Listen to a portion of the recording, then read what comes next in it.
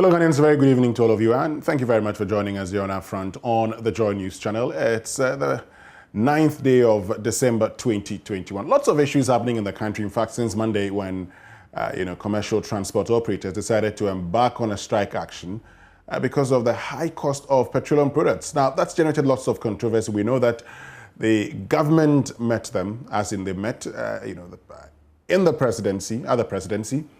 And after that meeting, there's been lots of issues. Now, the issues have centered on whether or not there was a directive to GOIL, the Ghana Oil Company, to reduce its prices by some 15 pesos. Well, on Tuesday, we saw the reduction. And according to Abasi Moro, who was in that particular meeting, well, they were told by government that GOIL would, starting the following day, reduce the prices of fuel. According to him, they were also promised that that just wouldn't be it, and that going forward, there'll be further reductions, and by July, when the mid-year budget review is presented, there would be a review of the taxes. Mind you, they've been calling for a downward review of the taxes. Right after that, or in that particular conversation, and that was on PM Express on Monday, the chairman of the Transport Committee of Parliament, Kennedy Osenyako, corroborated and said, well, GOIL would reduce prices of petroleum by 15 pesos. In fact, he introduces the 15 pesos. But it's been a week of controversy because yesterday, the Deputy Energy Minister in charge of petroleum, Andrew Ejapameza, he said that, well, that's not his briefing. His briefing is not that government directed GOIL to do so. We've seen the Association of Oil Marketing Companies questioning the actions of GOIL, particularly the government, in directing GOIL to do so. GOIL has responded, and I've said, well, we, being mindful of the current situation of the Ghanaian, decided that we were going to do that. And so government did not compel us to do anything. And GOIL ends the statement by announcing its decision to exit the Association of Oil Marketing Companies. This evening on Upfront on the JoyNews channel, there's one person who says, well, GOIL could have actually even reduced it further. So starting from 6.99 to 6.84 to now 6.70, he says GOIL should have reduced it further. In fact, 6.7 is not good enough. And that this is an indication that all this while, the oil marketing companies have been cheating Ghanaians or have been making huge profits and leaving the Ghanaian worse off.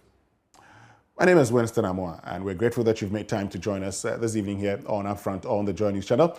And we're privileged to have Kojo Poku, who's an energy analyst, and we're starting the conversation with Kojo Poku. Later on, we'll be joined by Ben Boache, who is the Executive Director for the Africa Center for Energy Policy. Kojo, good evening, and thank you very much for joining us. Can you hear me, Kojo? Good evening. If you can unmute your microphones.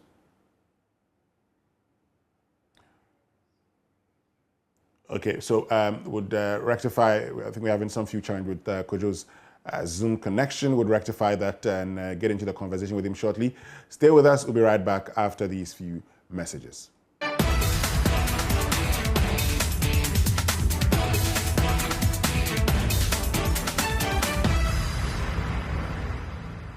Right, so welcome back, and thank you very much for staying with us here on Upfront on the JoyNews channel. So we have Kojo Poku. Kojo, good evening, and thank you very much for joining us. Hi, good evening. Winston, can you hear me? I can hear you very well. Thank you very much once again. So, I mean, you've been talking about the fact that this is an indication that, all this while, fuel prices have been high, and you indicate that it's also an indication that it can be further reduced. How is that possible when the Association of Oil Marketing Companies, they've been complaining, Kojo? Why would the association complain? One of the bedrock of deregulation is that no 2 or 3 companies should cartel. When they formed the Association of Oil Marketers, for me, the BDC, the chamber of BDCs, and then the oil marketing companies, some of us have said that that countermands to a cartel. We've seen that what we've been saying is now coming to realization that now that GOIL decides to decrease prices, the AOMC is not excited. and they are now making noise. And from what I'm hearing, GOIL has withdrawn from the association. Look, we are going into a window where international prices have dropped between 10 to 15 percent. So GOIL coming to 6.7 is really not anything extraordinary. I think the prices can even come down if you are to look at the numbers well. The price is going to come down to what margin specifically? Let's look at the numbers. I mean, if you see the prices can come down to what particular amount? Okay, so let's look at it this way.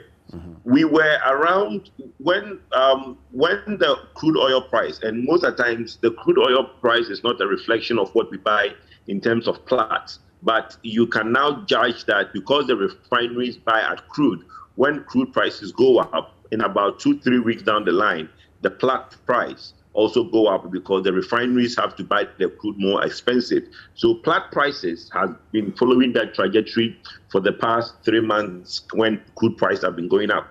Now, if you look at where we are now, where crude oil price is around $76, $75 on the Brent market, that is about 15 pesos reduction from where we were.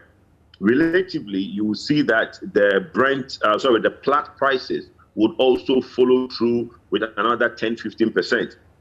In the last window where GOIL came from 8.9, when they were supposed to go to 6.99. Yes, 6.99. Yes, down to 6.85. Yes, they were supposed to go to 6.99 and they came to 6.85. That in that window we were supposed to get an 8% reduction. They didn't give all the 8%, so they came down a little. Now, in this window, we are looking at a 10-15% reduction. So if they come down to 6.7, what it means is that, yes, they have absorbed a bit on their marketers' margin, plus the world market price. And maybe now they are doing something like 30 pesos per liter on their marketers' margin, which is not a bad thing.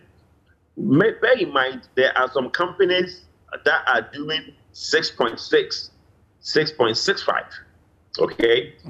And everybody buys their fuel at different price. Everybody has a different bargaining power. And not all companies have the same overheads. So if somebody can leverage, buy cash, and not do a lot of LCs, they can leverage these things to give Ghanaians a better offer. And some of us have been advocating for GOIL to lead that role. So for today, if GOIL is doing that, I don't see why the oil marketing companies are complaining. We'll come to GOIL leading that role, but I mean, we're looking at the XREF of about 4.25 up to 4.9. Ghana cities, you're looking at taxes plus UPPF of about 2.27. You're adding that, and you have 6.5 thereabouts. So 6.5, you're looking at a maximum 20, less than 20 pesos per liter, not the 30. I mean, is that enough? Well, you see, that numbers you just recited is an estimation and an overestimation for that matter. What the BDC's, the pricing division of MPA does is that they give what is called an indicative prices. Yes. Now, these indicative prices are based on the window that we are in, what the Platts prices is being sold at. Now, we do not buy products at that price. Bear in mind, products are bought by the BDCs at a discount. So if you look at that price and use that price to calculate, you are being a disservice to Ghanaians. Because bear in mind, the price you see at Platts today is not a spot buy. It is for delivery 3 months down the road. The petrol or diesel coming into Ghana today was bought 3 months ago, okay? But for ease of calculation, we use the current Platts price as an indication of what the price is to be. It doesn't mean that that is what the price is. It's just a suggested price. Okay, so when we try to go hard and say that, oh, this is what Platts is saying, you add this, you add that, this is what you get. I'm sorry, but that is just throwing wool over our eyes. because most of the traders, products that are coming into the market in this window, that product has been traded 3 months ago. Okay? So they have made money on the trade because they do the futures. Now everybody buys at a discount. So you go and negotiate on a discount. That is why some of us are saying that Gwel is big enough to use Go Energy to leverage their size with the traders, with the BDC. With Go Energy is a BDC. Yeah. So it can leverage their size and amount of volumes they buy with the traders and buy at a better discount than all these oil companies. Now, if the likes of Zen Petroleum, Goodness, and all these guys are able to do 6.6, Gwel should be able to do better, because Gwel, as you can see, can leverage their size better than Zen Petroleum. So how is Zen Petroleum being able to do 6.65 and Gwel is doing 6.9? So it's good news that Gwel is doing the 6.7. It means that they are shaving off their marketers' margin, making sure that they are going to look internally and be more efficient and be more profitable. There is nothing wrong with Gwel leading that role of competitive pricing. So let's look at something. You've talked about Gwel, should have done this long ago. An indication that Gwel over the past months, years has not been efficient enough by consistently maintaining its pricing at the high ends of all the oil marketing companies. Look, if you remember, in 2015, 2016, Gwel was mostly competitive. And at that time, you had the Ewadakun running both Tost and running both Tor and Bust. And what they were doing was that they were bringing in products and then using Go Energy to now give the product from Bust to Go Energy, and Tor was able to basically get products a bit more cheaper. What we are saying is that the indicative price that everybody talks of, which the team at MPA does, is only a suggestive price. When you go on the website, you get a higher number and a lower number. The higher number is something they can't sell above of, but they can sell within the lower and the higher band. Okay? Some people are happy with 10 pesos for their marketer's margin. Some people are happy with 20 pesos for their marketer's margin. But in this country, we have seen the OMCs in last year do 70 pesos per liter for marketer's margin. So for me, people keep calling for government to reduce taxes. If government reduce taxes and the OMCs increases their margin, me and you will not see that tax reduction. It happened when government reduced the price stabilization recovery levy by 16 pesos. Okay? We have not seen that because that window within which government reduced the 16 pesos, prices went up. And the OMCs basically passed on the increment to us. So now that directive, and we've been calling for this for a long time, for Gwel to play that competitive role in terms of pricing, not always to be the one at the higher point, but be down so that other OMCs, because let me tell you something, there are OMCs that don't do any calculation, okay? What they see is that when Gwel increases their prices, they are situated next to Gwel, and what they do is that they place their price 5 pesos below Gwel, okay? Now that Gwel is now being a 6.75, let's see if these companies can do 5 pesos below Gwel. So it means that everybody has to be competitive. You see, you can't just lead and say that, oh, Gwel is the market leader. Gwel is at 6.9. It doesn't matter how you bought your price. You just want to be 5 pesos below Gwel and make all that profit. That is not deregulation. It's people just scamming Ghanaians in this industry. That is why there's 184 companies and about 60 applications at MPA. Everybody wants to come and scam Ghanaians in the OMC space. Want to scam Ghanaians? Why do you say that? Of course. Why not? My brother, it is the only thing that me and you don't have a choice to buy. Whether it is 80 pesos, 20 pesos, we buy regardless. So the reason people are making noise now, when drivers went on strike, everybody was happy. Drivers are on strike, petrol should come down. Now they wanted government to reduce taxes so that they will increase their margins. That did not happen.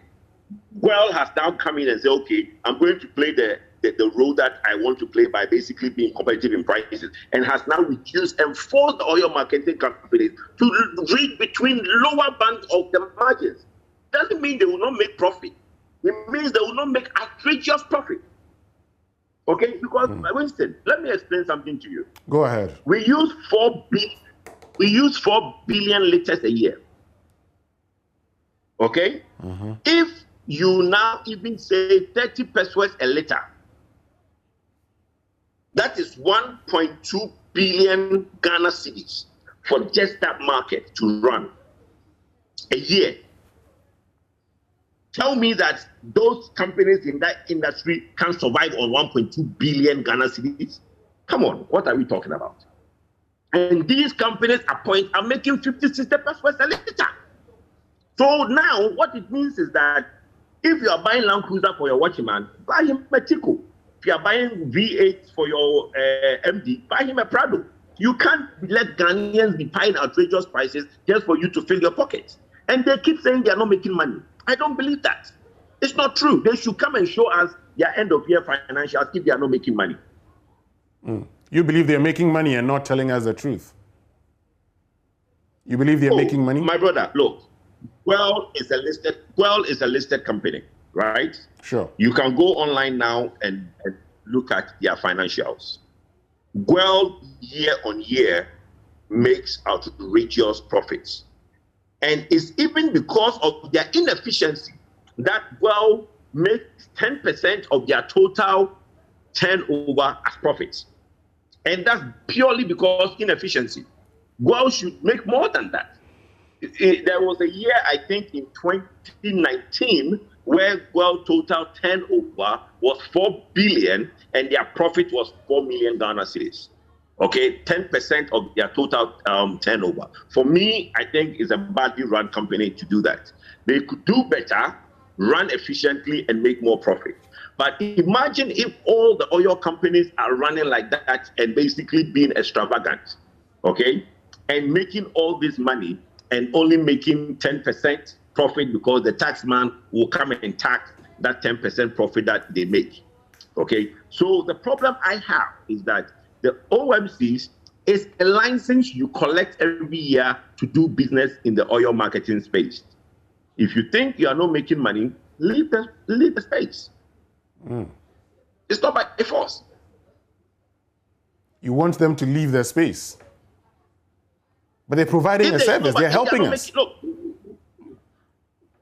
Winston, there is 184 companies in Ghana. It's ridiculous. Go and find out how many OMCs are in Ivory Coast. Go and find out how many OMCs are in Nigeria. In Ghana, we have 184. Why? Now, you tell me that is a area that's not making. Say that again. No, go ahead. I mean, you go ahead. Are you saying that is a space that's not making money? If you think that space is not making money, there will be 184 companies in that space, and about 60 to 80 applications at NPA as we speak. You make a point, and you've talked about the fact that, these oil marketing companies are always talking about the fact that government, should reduce taxes so they could make more money. And so, in effect, are you saying that you're okay with the taxes on petroleum products because, the commercial drivers, the transport operators had called for reduction, a removal of some of these taxes.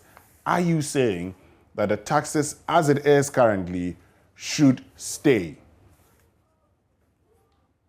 Winston, last time I spoke to you, I said that when the prices were at 6.9, my point to you is that let me even humor you and say that government is going to reduce 3 taxes from the petroleum products.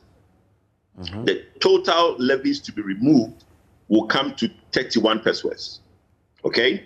Sure. That will you removing, I think, the sanitation, one of the energy levies, and then some other one that will come to 31 pesos. Okay? Let's say government understands and see that, okay, I can do with removing 31 pesos from the price build-up. Today, there are companies that are offering fuel at 6.6. So when the price was 6.9, if government removed 30 pesos, it comes to 6.6. Okay? Sure. Drivers, taxi drivers, trotro are not buying the 6.6 liter from these companies. Why? They drive around, they see those companies selling at 6.6. Now, let's go further.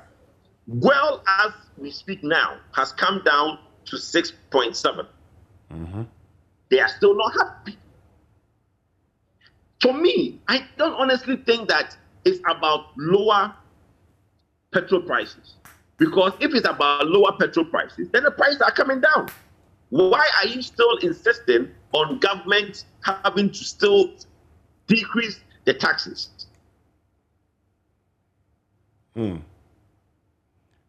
Well, but I mean, so that is no.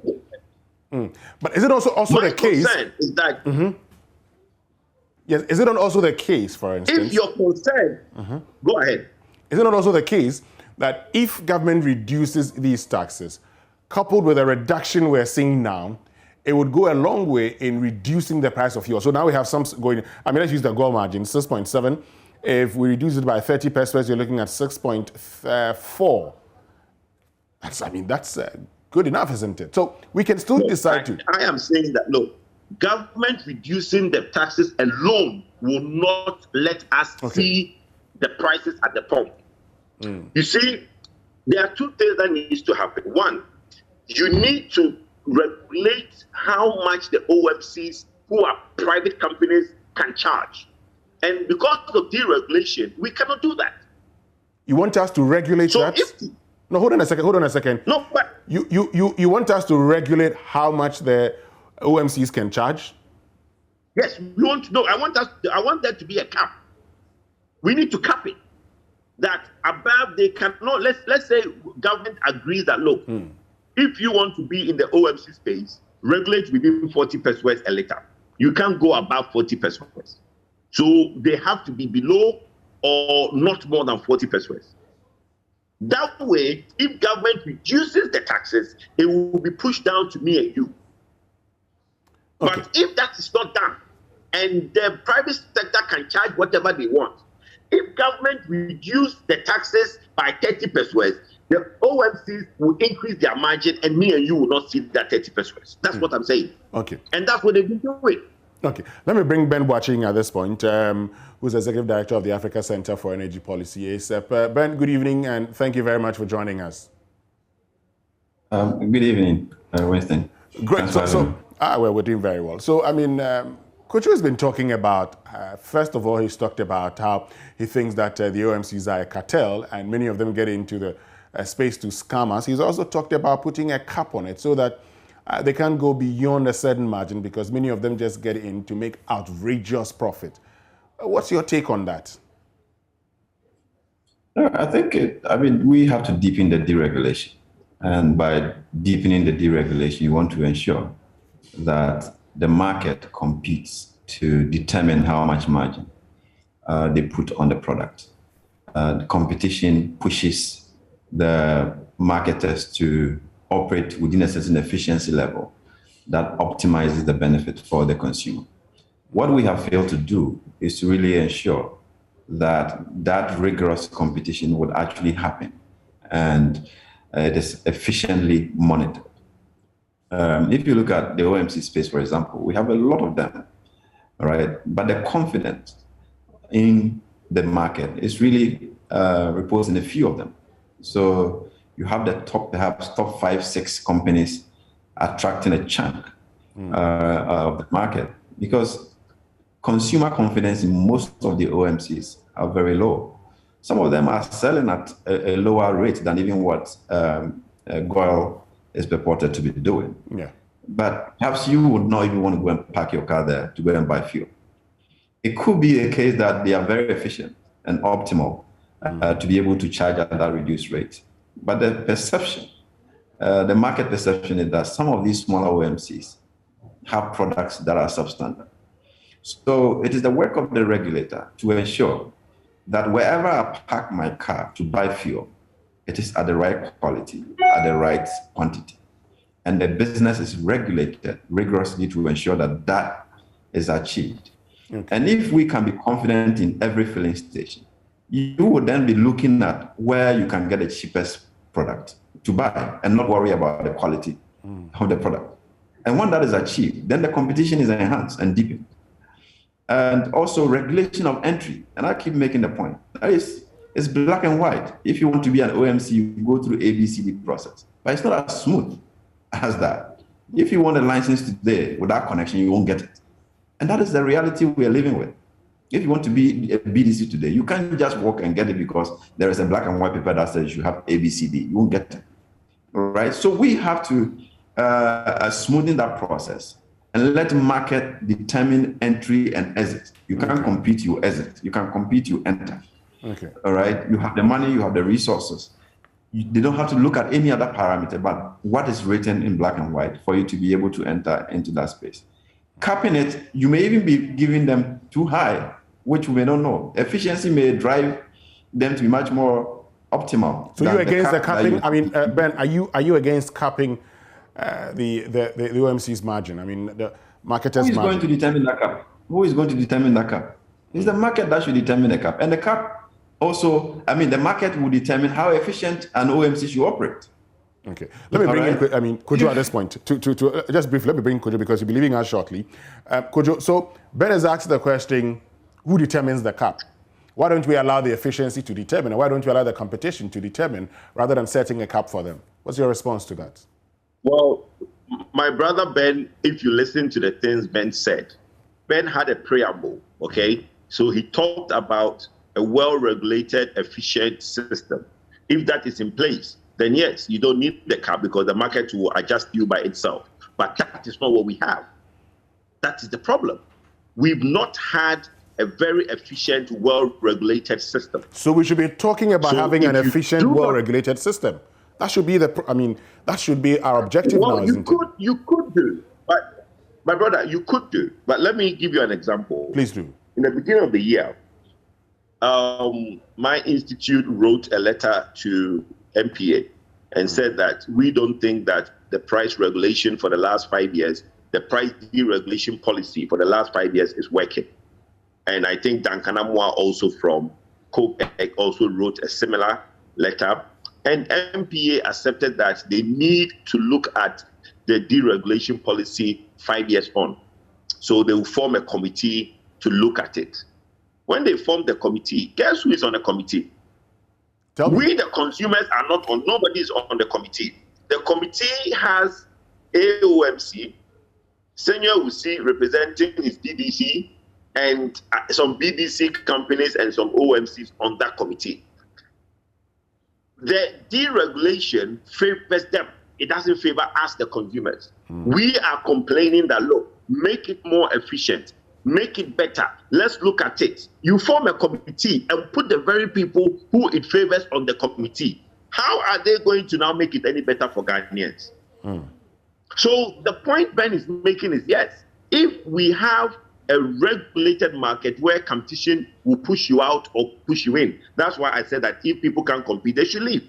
Because then if the competition exists, the competition will push you in or push you out. But without that, because we don't have a full-fledged deregulation and we are sort of practicing a semi-deregulated market, then by all means, let's look at capping that. But if we're able to achieve what Ben says, Ben is an optimist. So if we can achieve what Ben says, then by all means, there's no need to cap. Are you a pessimist? I mean, you think we can't achieve that efficient and well-regulated system? I'm not a pessimist. So who are you then? Because you say Ben is an optimist. Yes. Are you also an optimist? You believe we can do that? Well, I'm an optimist who have had egg in his face. I was an optimist. I thought the system wasn't working. I complained. They wanted to look at it, but the panel they took to look at it, I don't think Ghanaians are going to get any better deal from that panel because what exists favors that panel. Why would they change it? You've talked about, this whole thing being a cartel, and that's an oligopoly. You have a group of, persons coming together within the petroleum sector, through no fault of theirs, they are the ones who are setting the prices. I mean, well, yes, I mean, they are indicating how much they want to charge. In an oligopoly, for instance, can you fault them when they set prices at that, I mean, at these rates? Could you? My brother, look, there is nothing that says that 4 or 5 companies should always have the same price. There is nothing that says that. And for us to be right, when one of the 4 decided to do something else, you heard what is happening and what AOMC is coming out with. So if it's not a cartel, why are the others upset? If you can answer that question, then I'm right or I'm wrong. Well, I don't have answers to that particular question. Maybe Ben would have before I come to you. Well, there you go. So, for me, it's because that top 4 always had the same price. There is no justification for that. That all that top 4 should always have the same price. Okay? Now that one has decided to break ranks and be cheaper, we've all heard what is happening. So that justifies what I'm saying, that they had a cartel and one has breaking loose and the 3 are not happy. Finally, before you go, now, I mean, one of the concerns that the Association of Oil Marketing Companies raised, the OMCs raised, was the fact that, you know, earlier there had been the conversation about a government directive to oil, and they said, per that directive, government was interfering with the process, and thus we're going against the deregulation policy. What do you make of that particular statement or point by the Association of Oil Marketing Companies that government's directive to oil was contrary to the policy? It's a hearsay. Well, those who were in the meeting say that's what transpired. I was on this program with Evans. I was on PM Express with Evans when the gentleman from the GPRTU came out of the meeting and said that government has directed. So this story came out of GPRTU. We've not seen any communique. And you heard, letter. Yes, but you also heard Kennedy Osenyako, who's chairman of the Transport Committee in Parliament. He actually gave the figure, 15 pesos. The following day, that was the case. Well, what I'm saying that he has heard. We've not seen the letter. Maybe at that meeting, Gwel was at the meeting and Gwel said, well, I can help government by reducing my prices. We don't know that. But what I'm saying is that we've not seen the communique, we've not seen a letter. For us, nobody is 100% sure that government directed. We don't know that for a fact. It's a hearsay. So you don't see that as any attempt to undermine the deregulation process? Not at all. For me, look, we have been calling for Gwel to do that. If Gwel is doing that, then we are clapping for Gwel that they are doing what they are supposed to be doing. So it's a good thing. Let's not try and make it look like, even if government directed them to do it, I'm clapping for government, they directed the right thing. How about the decision of Gwel to withdraw from the Association of Oil Marketing Companies? What's your take on that? It's an association, freedom of association. They joined, they want to leave. A lot of OMCs have left. There's even a talk of forming an indigenous association of OMC. A lot of the local companies want to form their own association. So a lot of the OMCs are not happy with what the AOMC is doing. And I'm privy to some of the conversation that some of the local OMCs, indigenous ones, want to form their own association. So I'm not surprised that not all is well with the way the AOMC is running things. And I think people feel that AOMC is more for the likes of the Shell, the Totals, and the likes. And they, the smaller ones, don't feel that AOMC represents them. So maybe we are going to see the born of a new AOMC, which I think there should be. Why should there be? Why not? Association, who said there should only be one association? It's like Ghana, GBA, Ghana Bar Association. It's an association. Yes. We only have one association and everybody thinks that it is the one. GFA, it's an association. We only have one and everybody thinks that it is supposed to be one.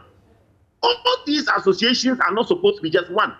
But see, Kojo, beyond they are not supposed to be one, what is the real reason, main reason why you think there should be a breakaway association? Why not? It's an association. I know it's an association, but it's working. So if it's working, why should there be another association? My brother, the same way one was formed, why can't there be another one formed? My point is that it is not by force that everybody should form that one association. Ghana Bar Association is only one association. People can look. There's even two associations. I think Mr. Brew or somebody has another association. What Brew tried the Bar Association of Ghana? It didn't work. Well, he has one. He's the only member, but there's another association. Okay, so my point is that associations are not supposed to be just one. People can form other associations. Kojo Poku, thank you very much for joining us. I know you'd have to go into another meeting, but we're grateful you made time to join us. Let me get to you, Ben. So you've heard from Kojo make the point that if, in the absence of a well-regulated sector, he thinks an efficient sector, he thinks that we should be setting the cap. But you say this may just not augur well for us, also because we could be setting a margin that may well favor these oil marketing companies. How about the other side of the conversation? That says we may look at what we have. I mean, there are some who are charging, who currently have, their prices are 6.65, 6.57. That clearly should be giving us an idea of how we can go about it, shouldn't it? I think we have a market, right? If it is a deregulated market, the channel to regulate anti-competition or competitive behavior is through the regulator. So you ensure that you have a strong regulator that can at all times detect where cartels are being formed or where companies are not being optimal or cheating the consumer. And that is a channel we have chosen. I don't think we should get into that arena of now beginning to regulate what the businesses are supposed to do. What we have to ensure is that we are allowing fair competition, fair participation in the space. And once we can ensure that people have freedom to enter or exit at any particular time, and there are no barriers to entry, that forces that rigorous competition that is required in the space, for us to achieve what Kojo's fears are. We cannot jump from our inability to regulate properly into, introducing some forms of regulation in the pricing mechanism. What, GOIL is purported to have done. I mean, if you read the statement that the GOIL itself issued, they are telling you that they are not in the market necessarily to make profit. They have other incentive for being. Isn't that surprising? It's listed on the stock exchange. I mean, the shareholders will be looking to maximum profits. It's incredible. I mean, when I heard that they could be in the market to do whatever they want in the interest of people who may not be participants of the objective of the company, because BOST and SNIT, who are major shareholders in the business, I'm not sure they are there to do corporate social responsibility. They are there to make profit in a business. We contribute our monies for SNIT to keep and manage so that when we go on retirement, that pension fund will be available to cushion us, not for them to use that as a subsidy on petroleum products for even people who may not be contributing to SNIT at all. So we need to really fine-tune the market and allow some of these anti-competitive behaviors to actually stop. We cannot use GOIL to kill the other businesses because the other businesses are also operating. When you say we cannot use GOIL to kill other businesses, are you suggesting that by doing this, we will be killing the other OMCs? Of course, if you find ways to get GOILs to play outside what competition a market can actually achieve. What you're saying is that there are others who are whose cost per liter of fuel is less than GOIL's. I mean, we have the Star Oil, Zen Petroleum. They're charging below 6.70 pesos. So why would you say GOIL's decision to reduce it by 15 pesos is going to kill others within this market when others have prices less than what GOIL is actually charging now? So GOIL have told you, they have told you that their motive is not always profit. They have other incentive for being in the market. And part of that incentive is to be able to pass on relief to consumers as corporate social responsibility. So that's what I'm discussing. So if it is not to be able to recover their overheads or to be able to be efficient and make profit for the person who has invested in GOIL so that they can make profit and share dividend, then the purpose of even listing it is undermined. And therefore, anybody who has bought shares in GOIL is just sitting there not knowing what to do. I mean, if you even want to dispose your shares, who will buy it? Nobody will buy it, because you have a business that openly declares that is not always on the market to make profit, but to undercut the market when he feels that the state needs that intervention. And that is where the market failure sets in. All right. And those are the things that the regulator should be detecting to ensure that if you are encouraging competition, the competition is rigorous and to allow players to set the margin. And I indicated earlier, there are people who are playing, selling at a lower rate than what GOIL probably is even doing. But the confidence in the market and also some of the channels, we do know how products are smuggled into the country and the rest of it. People are getting product. You don't know where others are getting the products from. Let's assume, for example, that somebody is selling below GOIL because they managed to get products that are not accounted in the system. What it means is that they are evading the tax. So they are able to get other incentive to undercut the market. So the big four who are always paying the taxes are also being pushed out of the market. Then you are encouraging those inefficiencies to override those who are actually contributing to the national development. And I think those are things we have to check. And that's why I made a point that you need the regulator to be much more efficient, guarantee the consumer that wherever you are buying a product, you can get the quality that you actually deserve. And talking about the regulator, smuggling that we are seeing can actually stop. And talking about the regulator, so I want to understand something clearly. Are you suggesting that as it stands, the National Petroleum Authority isn't that efficient in ensuring the Ghanaian public that you can get good fuel wherever you purchase it? Oh, they themselves, they know that. They know that there's adulteration. They've done their bit to fight it to some extent. But the smaller ones are still doing it. And this fuel smuggling is still ongoing. People are bringing in product. People are siphoning product even from the official channels, and they are not paying taxes on them. So those products can contribute to undercutting the market in some places. So inefficiency and smuggling are major distortions in the market. So that in fact, has to be regulated for us to then begin to monitor who is selling at a competitive rate, and then guarantee the consumer that wherever you buy your product, you can be sure that the quality and the quantity is guaranteed. So in effect, the NPA is not efficient in regulating the sector. No, there is more room for improvement. I think that's the point I'm making. Those specific areas, we need to be able to tighten it. I mean, how on earth do we still talk about fuel smuggling or illegal products on the market? These are not gold bars that you put in your pocket. These are tank loads of products crisscrossing the country.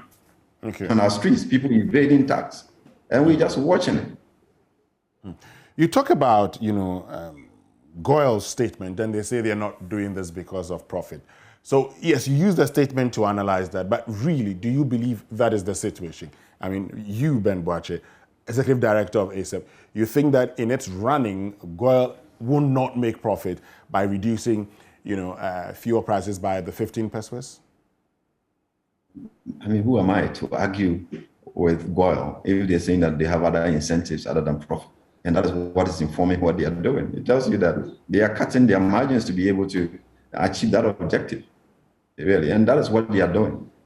So I don't have any cause to doubt what they are telling us, to be the reason for. They didn't tell us that they were making too much profit yesterday, and therefore they want to cut that profit. Or they were making supernormal margins, and that is why they are cutting it by 15 pesos. They are saying that they have other objectives.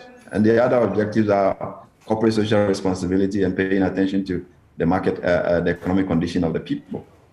And those I have serious concerns with, because you are investors. I'm an investor. You are an investor in GOIL through SNIT.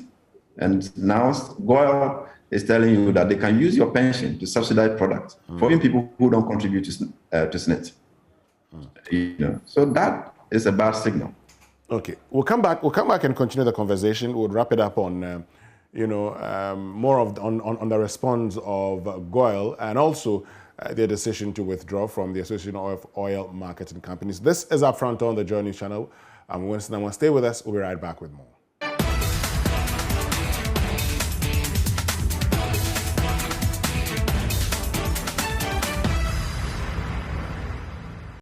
So welcome back, and thank you very much for staying with us here on Upfront on the JoyNews channel with me, Winston Amon.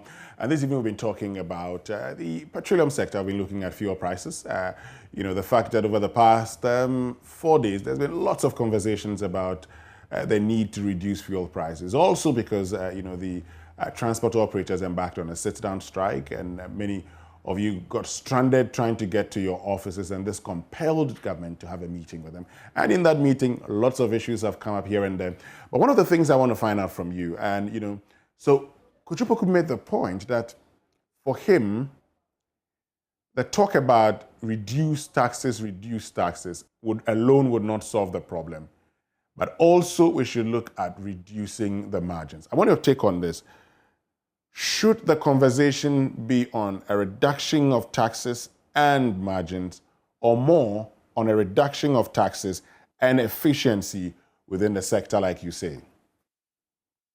This conversation is not a cash flow conversation. It's not debit or credit. It's an economic management decision. So you really look at what the impact of the increases are on the economies. It may be an option to optimize some of these levies and taxes that are on petroleum products, to see how you spur growth, you fuel your economy to be able to generate the development outcome that you actually seeking to pursue. And we have questioned why some of the margins are still on petroleum products. What are those margins you're questioning? Particularly like BOST margin. BOST is operating like a business, all right? It is charging the same fees that the other market private players are charging. And yet we are still contributing to the company.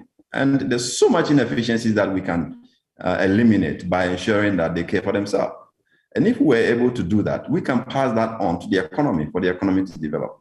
Sometimes if you check what happens in the rest of the world, in Britain, they can say that they are just reducing petroleum products by a cent or a peso, all right, just to pass on some relief to the consumer, because they're able to model the effect of that marginal adjustment at the pump. And that is what we really have to do.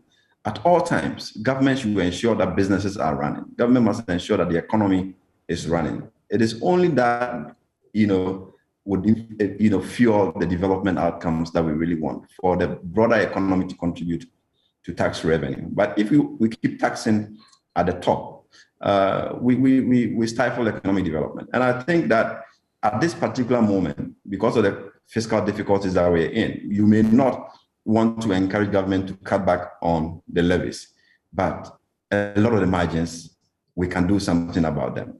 We can do something about transportation. We can do something about BOST. We can do something about fuel marking.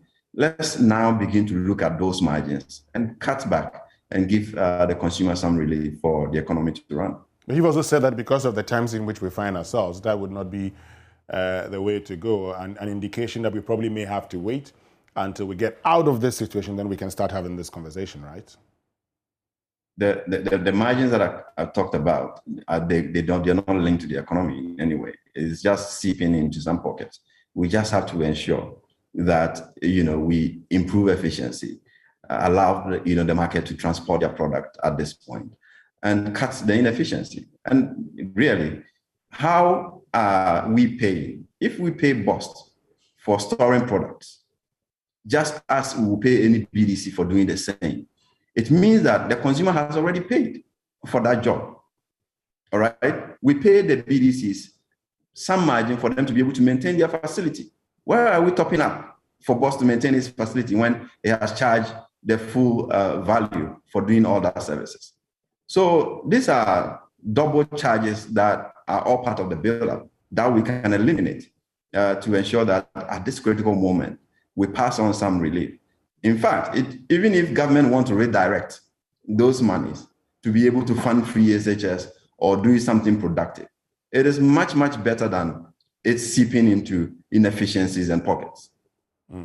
Finally, I mean, there's been the question about sustainability. I mean, we're talking about this reduction. We know also that, on the world market, fuel prices are going down. But there's those who have asked the question, what if fuel prices go up? Can we continue to use oil to actually bring it down? How sustainable is it? I mean, that would be from oil. If they continue down this road, they may not survive. I mean, it's either they don't survive or other OMCs will not. So we see how that strategy works over time. But I don't think it's a sustainable approach for oil to keep subsidizing the products, with they believe that they are not set up to actually make profit. I think they'll have to think through their strategy and allow the market to dictate the price. We should deepen, the competition and remove the barriers that are actually undercutting the market and ensure that those who can survive will survive. And more importantly, also giving the consumer the confidence that everywhere on the market, you can buy a product and it will be of the same standard, the same quality. And that also will force true competition to happen. If indeed oil is just cutting a margin and they can still make profit, then that tells you that the competition is really not as stiff as they're making us to believe. So there's much more excess margin for the OMCs to play within. Ben Boakye, thank you very, very much for joining us this evening. We're very grateful to you. Ben Boakye is the Executive Director of the Africa Center for Energy Policy. Earlier you heard from Kojopo, who's also an energy analyst. That'll be all from us this evening on Upfront on the JoyNews channel. My name is Winston. I'm on behalf of the team. Thank you very much for joining us. Have a lovely evening.